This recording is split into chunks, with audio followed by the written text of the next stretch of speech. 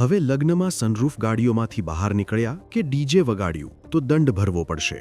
ઠાકોર સમાજે પોતાના નવા બંધારણમાં આ પ્રકારના નિયમો જાહેર કર્યા છે. પાટણ ખાતે યોજાયેલા ઠાકોર સમાજના ભવ્ય મહાસંમેલનમાં એક ઐતિહાસિક નિર્ણય લેવામાં આવ્યો છે.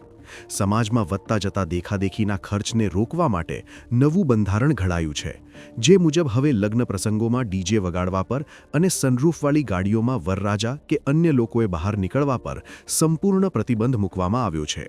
આ સિવાય જમણવારમાં ફક્ત એક જ મીઠાઈ, મરણ પ્રસંગમાં માત્ર કઢી ખીચડી, મામેરામાં મોંઘા દાગીનાના બદલે રોકડ રકમ, કોઈપણ નશાકારક પદાર્થોના ઉપયોગ પર પ્રતિબંધ, હલ્દી અને અન્ય ભપકાદાર પ્રસંગો પર પ્રતિબંધ, સગાઈમાં 21 અને જાનમાં 100 વ્યક્તિ તેમજ ભાગીને લગ્ન કરનારા કે મૈત્રી કરાર કરનારા યુગલોના બહિષ્કાર જેવા નિર્ણયો લેવાયા.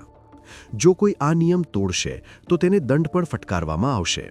આ સંમેલનમાં જ્ઞાનીબેન ઠાકોર સહિતના સમાજના અગ્રણીઓએ હાજરી આપી હતી અને નિયમોના પાલનના શપથ લીધા હતા. આ નવા નિયમો માત્ર પાટણ જ નહીં પણ સમગ્ર ગુજરાતમાં ઠાકોર સમાજ દ્વારા અમલી બનાવવાની હાકલ કરવામાં આવશે. આ નિર્ણયનો મુખ્ય ઉદ્દેશ્ય સાદગીપૂર્ણ લગ્નોને પ્રોત્સાહન આપવાનો અને યુવા પેઢીને દેખાદેખીથી બચાવવાનો છે. સમાજ સુધારણા માટે લેવાયેલા આ કડક નિર્ણય વિશે તમારું શું માનવું છે?